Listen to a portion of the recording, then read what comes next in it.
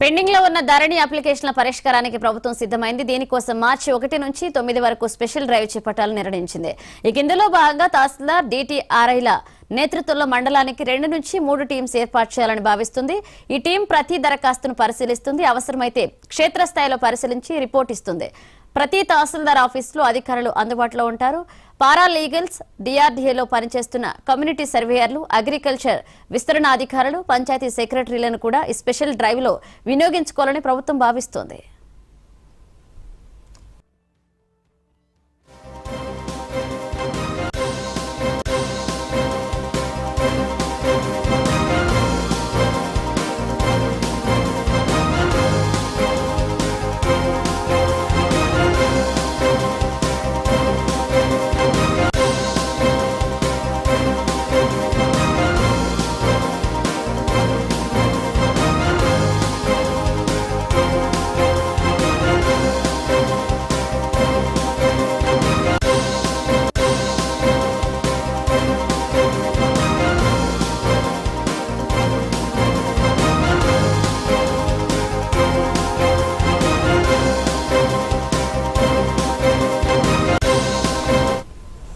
Pending లో ఉన్న ధరణి అప్లికేషన్ల పరిష్కారానికి ప్రభుత్వం సిద్ధమైంది. దీనికోసం మార్చి 1 నుంచి 9 వరకు స్పెషల్ డ్రైవ్ చేపట్టాలని నిర్ణయించింది. ఇందులో భాగంగా తహసీల్దార్ DTRIల నేతృత్వంలో మండలానికి 2 నుంచి 3 టీమ్స్ ఏర్పాటు చేయాలని భావిస్తుంది. ఈ టీం ప్రతి దరఖాస్తును పరిశీలిస్తుంది. అవసరమైతే క్షేత్రస్థాయిలో పరిశీలించి రిపోర్ట్ ఇస్తుంది. ప్రతి తహసీల్దార్ ఆఫీసులో అధికారులు అందుబాటులో ఉంటారు. పారా లీగల్స్, DRDAలో పనిచేస్తున్న కమ్యూనిటీ సర్వేయర్లు, అగ్రికల్చర్ విస్తరణ అధికారులు, పంచాయతీ సెక్రటరీలను ఈ స్పెషల్ డ్రైవ్ లో వినియోగించుకోవాలని ప్రభుత్వం భావిస్తోంది.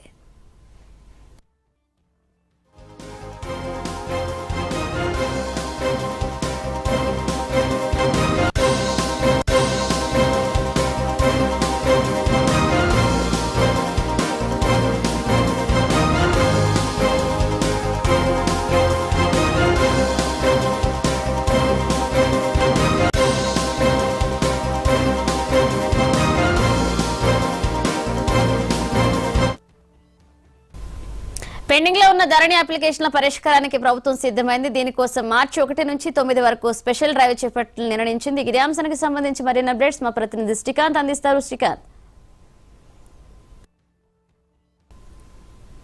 9 వరకు ప్రత్యేక కిందిస్థాయిలో ఏర్పాటు జరిగింది. ఏదైతే ముఖ్యంగా ధరణిలో సమస్యలు నెలకొని ఉన్నాయో దాదాపు 2,40,000 అప్లికేషన్ ఇప్పటి వరకు పెండింగ్ గుర్తించడం జరిగింది. దాదాపు అంటే ట్రాన్సాక్షన్ మాడ్యూల్స్ ఏదైతే ధరణి పోర్టల్లో పెండింగ్ ఉన్నాయో సంబంధించి దాదాపు 1 నుంచి 21 వరకు మాడ్యూల్స్ లో సంబంధిత అప్లికేషన్ పెండింగ్ లపై సత్వరమే పరిష్కారం చూపాలని చెప్పి ఇప్పుడు ప్రభుత్వం ఆదేశించడం జరిగింది. కింది స్థాయిలో తహసీల్దార్, RDO, అదేవిధంగా డిప్యూటీ కలెక్టర్ ఈ టీమ్ లో పరిగణల ఆధ్వర్యంలో ఈ బృందాలు కింది స్థాయి ఇవన్నీ పరిశీలించనున్నారు. ముఖ్యంగా అసైన్మెంట్ ల్యాండ్స్ కు సంబంధించిన ఇష్యూస్ కావచ్చు, అదేవిధంగా ఎవరైతే మేజర్ కనిపిస్తున్న ఇష్యూస్, చిన్న చిన్న సమస్యలు ఎక్కువ కనిపిస్తున్నాయి. ఏదైతే ఆధార్ నెంబరు తప్పుగా ఎంట్రీ అయ్యి అయిన అప్లికేషన్స్ కావచ్చు, అదేవిధంగా ఫొటోస్ చేంజ్ అయ్యి అయిన అప్లికేషన్స్ కావచ్చు, తర్వాత కొన్ని నేమ్స్ చేంజెస్, చిన్న కరెక్షన్స్ తోటి ఉన్నాయి కూడా చాలా వరకు పెండింగ్ లో ఉన్నాయి. వీటిని పరిగణలోకి తీసుకొని ఉన్నారు. అయితే ముందుగా వీటిని పరిష్కరిస్తే చాలా వరకు ఎవరైతే ఈ సమస్యలతో ఇబ్బంది పడుతున్నారో, ముఖ్యంగా ఎక్కువ శాతంలో రైతులు ఉన్నారు, వారి సమస్యలు మాత్రం ఒక కొలిక్కి వచ్చే అవకాశం ఉంది. వాటిని పైలట్ ప్రాజెక్ట్ గా ప్రభుత్వం తొందరగా పూర్తి చేయాలి, వారికి మేలు జరిగే విధంగా చర్యలు చేపట్టనున్నారు.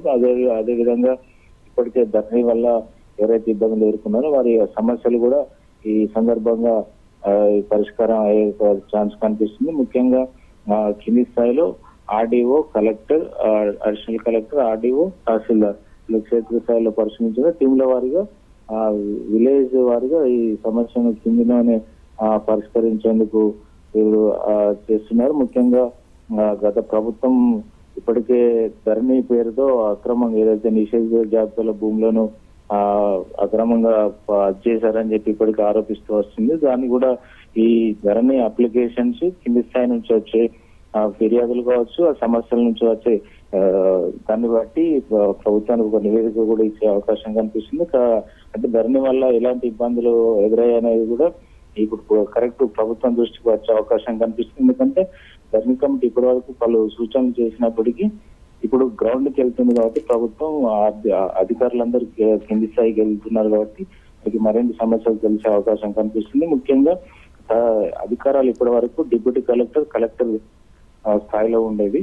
కలెక్టర్ నుంచి కింద వరకు, ఎందుకంటే తహసీల్దార్ క్షేత్రస్థాయిలో ఉంటారు, గ్రామానికి అందుబాటులో ఉంటారు, రైతులకు అందుబాటులో ఉంటారు కాబట్టి తహసీల్దార్ లెవెల్లో అధికారాలు బదిలీ చేస్తున్నారు. ఈ బదిలీ నేపథ్యంలో తొందరగా పరిష్కారం అయ్యే అవకాశం కనిపిస్తుంది. అయితే ఈ నెల 1 నుంచి ఇవాళ నుంచి 9 వరకు కొనసాగిస్తామని ఇప్పటికే రెవెన్యూ శాఖ మంత్రి పొంగులేటి శ్రీనివాసరెడ్డి పేర్కొనడం జరిగింది.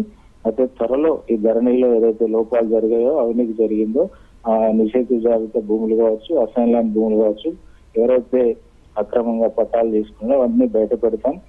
ఆ త్వరలో ధరణికి సంబంధించినట్టు శ్వేతపత్రం కూడా విడుదల చేస్తామని కూడా ఆయన పేర్కొనడం జరిగింది. అయితే మొత్తానికి క్షేత్రస్థాయిలో ఏదైతే సమస్యలు నెలకొని ఉన్నాయో ధరణిలో, వాటిని మాత్రం త్వరగా పరిష్కరించాలని చెప్పి ప్రభుత్వం నిర్ణయించింది.